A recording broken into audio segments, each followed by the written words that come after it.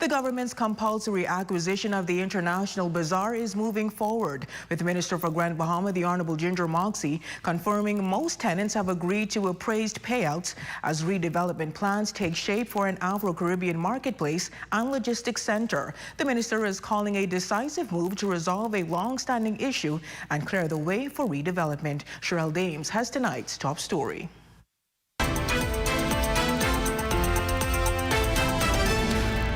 The Minister for Grand Bahama is providing an update on the acquisition of the International Bazaar, which she says will be transformed into an Afro-Caribbean Marketplace. And after almost 20 years of the International Bazaar standing stagnant, the legal process for this property is now fully underway.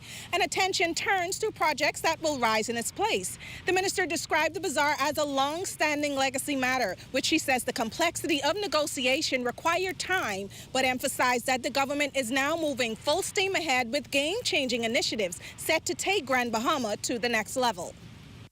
Government thought it was necessary to do the compulsory acquisition, even though we are still paying the tenants, because there is a Companies Act that was implemented in 2019, and the property would not be totally vested in the treasurer unless we went through this process. So yes, we've been negotiating with, the majority have already agreed, and we are going to be paying them the appraised value. Despite some challenges, the minister explains that under the 2019 Companies Act, the government was required to formally acquire the property before it could be legally transferred to the public treasury, even as negotiations with property owners continued. And then there was the issue of the Port Authority indicating that these bazaar owners had owed some maintenance fees.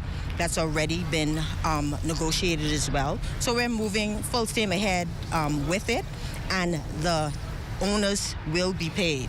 So it's just a process of ensuring that, you know, all the I's dotted, T's crossed, and that the government will fully own the bazaar once it's done. The minister notes that the appraised value of $2.88 million will be paid to the owners, as agreements have been reached with most of the stakeholders, including matters raised by the Grand Bahama Port Authority surrounding delinquent maintenance fees. It's not that the government isn't paying. They're still continuing the agreement that was made, but it's just to clear up that issue with the Companies Act, where crossroad properties were struck off the register. And because they were struck off, the government would have had to wait 20 years since that time in order for the property to fully be vested in the government.